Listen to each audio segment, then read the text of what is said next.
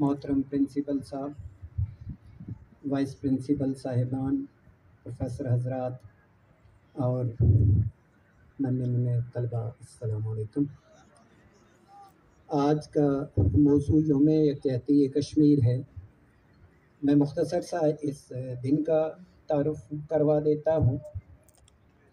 ہمارے پاکستان کی قومی اسمبلی میں 1991 میں ایک قرارداد پیش ہوئی تھی 1991 میں، اور یہ قرارداد پیش کی تھی اس وقت کے جماعت اسلامی کے امیر قاضی حسین احمد صاحب نے۔ اور اس قرارداد کا جو مقصد تھا وہ یہ تھا کہ کشمیر کے لیے پاکستان کی طرف سے کوئی ایک ایسا دن ہونا چاہیے جس میں پاکستانی قوم کشمیر کے ساتھ یکجہتی کا اظہار کریں۔ یہ جو دن ہے 5 فروری کا دن، اس کی کشمیر کی تاریخ میں کوئی حیثیت نہیں ہے۔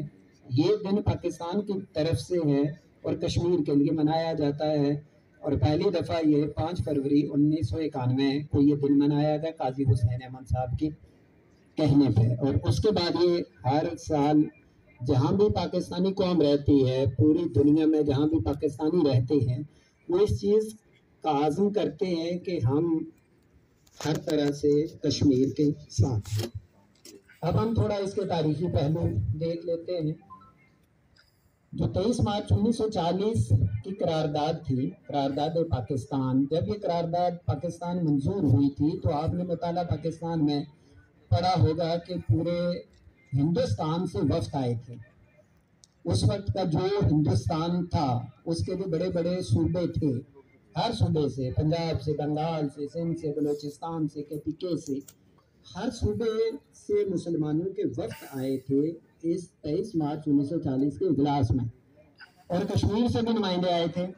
یعنی کشمیر میں چونکہ مسلمانوں کی اکثریت تھی تو جتنے بھی اکثریتی صوبے تھے مسلمانوں کے آبادی میں تھی، وہاں ہر جگہ سے لوگ آئے تھے، اور اس میں یہ طے ہو گیا تھا کہ عنقریب پاکستان دنیا کے نقشے پہ وجود میں آ جائے گا۔ پھر اسی تناظر میں، اسی قرارداد پاکستان 23 مارچ 1940 کے تناظر میں ہی 1944 میں کشمیر کے اس وقت کے جو 2 بڑے رہنما تھے، ایک شیخ عبداللہ تھے اور ایک چودھری غلام عباس تھے، ان دونوں رہنماؤں نے 1944 میں قائد اعظم کو کشمیر آنے کی دعوت دی۔ اب قائد اعظم اپنے خادم خاص کے ساتھ، اور ان کی بہن بھی ان کے ساتھ تھی، محترمہ فاطمہ جناح، قائد اعظم اپریل 1944 میں کشمیر آئے، جموں کے راستے، سیالکوٹ کے راستے سے ہوتے ہوئے جموں، اور سوچید گڑھ سے قائد اعظم پہلے جموں میں تشریف لے گئے۔ جموں میں ایک بہت بڑا جلسہ کیا گیا۔ اس کے بعد جموں سے جو مین موٹر وے ہے جو جموں سے کشمیر آتی ہے، مقبوضہ جموں سے، اس روڈ کے ذریعے قائد اعظم سری نگر آ گئے، اور یہاں بھی قائد اعظم نے ایک بہت بڑے جلسے سے خطاب کیا، اور تقریباً 70-75 دن قائد اعظم نے کشمیر میں قیام کیا۔ اور وہ جو سارا مقصد تھا قائد اعظم کا، یہ جو مشہور سلوگن ہے، نعرہ ہے کشمیر بنے گا پاکستان، یہ نعرہ بھی قائد اعظم نے سری نگر میں ایک جلسے میں تقریر کرتے ہوئے یہ نعرہ دیا تھا۔ اور جب قائد اعظم سے یہ سوال پوچھا گیا تھا کہ کشمیر کا پاکستان سے تعلق کیا ہے، تو قائد اعظم نے کشمیر کے لیے کہا تھا کہ کشمیر پاکستان کی شرط ہے۔ اس کے بعد قائد اعظم مظفر آباد کے راستے، یہ جو پورا ایک روٹ ہے، اگر آپ جغرافیوں کو دیکھیں تو مظفر آباد کے راستے، یہی جو سری نگر ہائی وے ہے، ہماری یہ جو روڈ ہے جس کا نام سری نگر ہائی وے ہے، پہلے اس کا نام کشمیر ہائی وے تھا۔ اس کا نام اس لیے سری نگر یا کشمیر ہائی وے رکھا گیا تھا کیونکہ یہ روڈ سیدھی سری نگر تک جاتی ہے۔ تو اسی سڑک سے قائد اعظم پھر واپس آ گئے۔ پھر 3 جون 1947 کا جو تقسیم ہند پلان تھا، وہ بھی آپ نے پاک سعودی میں آپ نے پڑھا ہوگا، جس میں یہ منصوبہ دے دیا گیا تھا کہ 14 اگست کو پاکستان اور 15 اگست کو انڈیا، یہ 2 ملک بن جائیں گے۔ اب جو باقی ریاستیں تھیں، محترم عباسی صاحب جس کا بتا رہے تھے 534 یا 35، یہ مختلف ان کی تعداد ہے، کہیں 560 لکھا ہے، کہیں 586 لکھا ہے، بہرحال جتنی بھی ریاستیں تھیں چھوٹی چھوٹی، ان کے بارے میں یہ طے کیا گیا تھا کہ وہ اپنی آبادی کے تناسب سے اپنے جغرافیائی حالات کو سامنے رکھتے ہوئے وہ یہ فیصلہ کریں گے کہ آیا انہوں نے انڈیا میں شامل ہونا ہے یا پاکستان میں۔ اب جو کشمیر کی جو ریاست تھی اس کا سٹیٹس بالکل الگ تھا. یہاں پہ مسلمانوں کی آبادی جو پورے کشمیر میں، سارے مسلمان نہیں ہیں، بہت سارے ضلع میں یہاں ہندو آبادی ہے، یہاں پہ ڈوگرے بھی بستے ہیں، یہاں پہ سکھوں کی آبادی ہے، یہاں پہ بدھ مت کی بھی آبادی ہے، لیکن اوور آل جو اس کی ریشو ہے 80% اس میں مسلمان ہیں. جو اب اس کا سٹیٹس یہ تھا کہ 80% اس میں مسلمان تھے، لیکن جو مہاراجا تھا ہری سنگھ اس وقت کا جو حکمران تھا، انہوں نے یہ ریاست خریدی ہوئی تھی، پرچیز کی ہوئی تھی، یعنی وہ اس کے مالک تھے. اب یہاں پر اس لیے جو مہاراجا تھا اس نے انڈیا سے الگ کر دیا. جو یہاں کے لوگ تھے وہ پاکستان کے ساتھ آنا چاہتے تھے، کیونکہ کشمیر کا سارا حدود ارباب پاکستان کے ساتھ ہے، مذہبی رشتہ پاکستان کے ساتھ، جغرافیائی تعلق سارے پاکستان کے ساتھ ہیں. کشمیر کے سارے راستے پاکستان سے ہو کے جاتے ہیں، کشمیر کے سارے دریاؤں کا رخ پاکستان کی طرف ہے. حتیٰ کہ جو ہمارا ٹائم ہے انڈیا کا اور پاکستان کے ٹائم میں آدھے گھنٹے کا فرق ہے، لیکن کشمیر کا جو مقبوضہ کشمیر ہے جس پر انڈیا کا قبضہ ہے اس کا ٹائم بھی پاکستان کے ساتھ ملتا ہے جغرافیائی لحاظ سے. اس لحاظ سے جو کشمیر کے ہمارے سید علی گیلانی صاحب تھے، انہوں نے تقریر میں بڑی زبردست بات کی تھی. انہوں نے کہا تھا کہ ہم تو روزے بھی پاکستان کے ساتھ رکھتے ہیں، ہم عیدیں پاکستان کے ساتھ مناتے ہیں، ہمارا اٹھنا بیٹھنا سارا پاکستان کے ساتھ ہے. اب یہ سارے ایسے تعلق تھے جو 3 جون 1947 کے تقسیم ہند پلان پر پورے اترتے تھے. تو لہٰذا کشمیر لوگوں نے پاکستان کے ساتھ الگ کا اعلان کر دیا، اور جو مہاراجا تھا، جو مالک تھا، جو حکمران تھا، اس نے انڈیا کے ساتھ الگ کر دیا. یہاں سے پھر جنگ شروع ہو گئی 14 اگست کے بعد. جب پاکستان بن گیا اس کے بعد یہاں پہ تو جنگ شروع ہو گئی. اس میں پھر پاکستان کی جو عوام تھی، اس وقت کی جو ہلکی پھلکی جو فوج تھی، جو قبائلی لوگ تھے، ان سب نے اس جنگ میں وہ شامل ہو گئے اور کشمیر کا ایک حصہ آزاد کروا لیا، جسے آزاد کشمیر کا نام دیا جاتا ہے. اور اس کا قیام عمل میں آیا تھا 24 اکتوبر 1947 کو. یعنی 14 اگست کو پاکستان بنا تو 24 اکتوبر کا جو دن ہے ایک تو اس کی اہمیت ہے کہ یو این او کا قیام عمل میں آیا تھا، اور 24 اکتوبر کو ہی آزاد کشمیر کا بھی قیام عمل میں آیا تھا. جب سب لوگوں کا الحاق ادھر عوام کا جو رجحان ہے وہ پاکستان کی طرف بڑھا، تو 27 اکتوبر کو انڈیا نے اپنی فوجیں کشمیر میں اتار دی. اس لیے ہم 27 اکتوبر کو یوم سیاہ مناتے ہیں.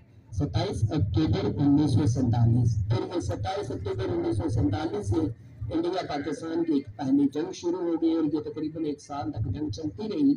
اور 1 جنوری 1949 کو جب انڈیا کو یہ محسوس ہوا کہ اب وہ بے بس ہے اور اس پورے کشمیر کا پاکستان کا قبضہ ہو جائے گا، وہ اس مسئلے کو لے کے اقوام متحدہ میں چلے گئے. 1 جنوری 1949.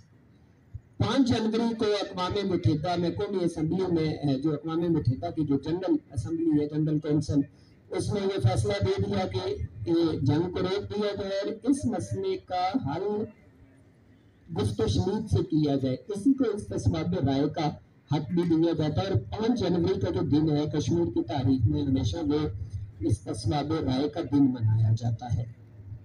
لیکن اس کے بعد نہ یہ الیکشن ہو سکے، نہ کشمیریوں کو ان کے حق دیے گئے. پھر 1986 تک یہ سلسلہ ایسے ہی چلتا گیا.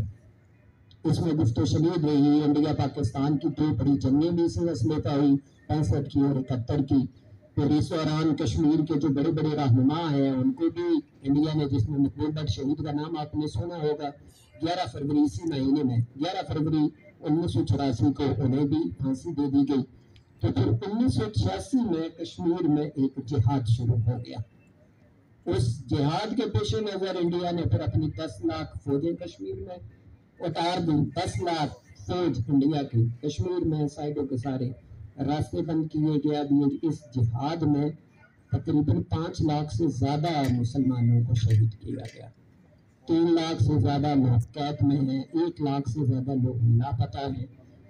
اور جو پھر انڈیا نے یہ کیا کہ 5 اگست پھر 2019 کو کشمیر کی یہ جو اہمیت ہے کہ کشمیر ایک ریاست ہے، وہ جو 5 जनवरी 1949 में जो इंडिया ने ये तस्लीम किया था कि कश्मीर एक मुतनाज़ इलाका है, उसको इंडिया ने 5 अगस्त 2019 को अपनी उस बात से भी इंडिया पीछे हट गया और उसके बाद फिर सारे कश्मीर का उन्होंने कर्फ्यू लगा दिया और आज भी वो कर्फ्यू कायम है। तो ये है इस दिन की अहमियत और कश्मीर की। और यहाँ पे मैं हमेशा से ये कहता हूँ, 1-2 मिनट में मैं अपनी बात ख़त्म करूँगा।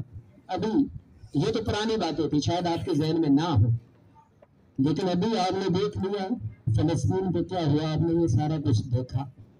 मिड में इसराइल है, साइड पे 60-62 मुसलमान मुल्क हैं और किसी के अंदर इतनी जुर्रत पैदा नहीं हुई कि वो इसराइल को रोक सके। क्यों? कि इसराइल ताकत में हमसे बड़ा है और दुनिया के बड़े जितने भी ताकतवर रियासतें अंता होती उसको उससे सपोर्ट हासिल है और बींगा मुसलमान हम कमजोर हैं। और आप देख लें कि हमारी इस कमजोरी की बिना पे 5-7 लाख, कहने को तो ये 70-75 हज़ार बताते हैं, लेकिन 1.5 साल तक इस पर इतनी शेलिंग इसराइल ने की है, फिर इंफ्रास्ट्रक्चर सारा तबाह कर दिया है, मकानात, इमारतें, शहरों को शहर तबाह हो गए, बिलियंस में पैसे का नुकसान हो गया है और लाखों लोग उसमें शहीद हो गए, लेकिन कोई इसराइल को नहीं रोक सका। तो हमारी ये जिम्मेदारी बनती है कि हम अपने आप को मजबूत करें, हम पाकिस्तान को मजबूत करें। जब तक हमारा पाकिस्तान मजबूत नहीं होगा हम ताकत में बड़े नहीं होंगे, क्योंकि इस दुनिया का ये कानून है, यहाँ माइट इज राइट चलता है, जिसकी लाठी उसकी भैंस है। कानून हमेशा गरीब लोगों के लिए होता है, तगड़ों के लिए, अमीरों के लिए कोई कानून नहीं होता। तो लिहाजा जब हम पावरफुल होंगे हर लिहाज से, वो हम एजुकेशन में बढ़ेंगे, हम टेक्नोलॉजी में आगे होंगे, हम अपनी एटॉमिक पावर में जब हम पीक पे होंगे तो फिर सारी दुनिया हमसे डरेगी, फिर दुनिया में पाकिस्तान का कानून चलेगा। तो आप लोगों को भी मेरा ये पैगाम है कि आप अपने आप को मजबूत करें, अपनी एजुकेशन को मजबूत करें और एक मजबूत पाकिस्तान आप लोगों की वजह से मजबूत पाकिस्तान बनेगा। जब आप साइंटिस्ट बनोगे, जब आप डॉक्टर बनोगे, जब आप इंजीनियर बनोगे, जब पाकिस्तान में जितनी बाहर से चीज़ें आती हैं वो सारी आप पाकिस्तान में बनाना शुरू कर दोगे इस अपनी एजुकेशन की बुनियाद पर, तो फिर हम दुनिया के महकूम नहीं रह जाएंगे, बल्कि फिर हम दुनिया के हाकिम बनेंगे। मैं इसी पर अपनी बात ख़त्म करता हूँ। जज़ाकल्लाह।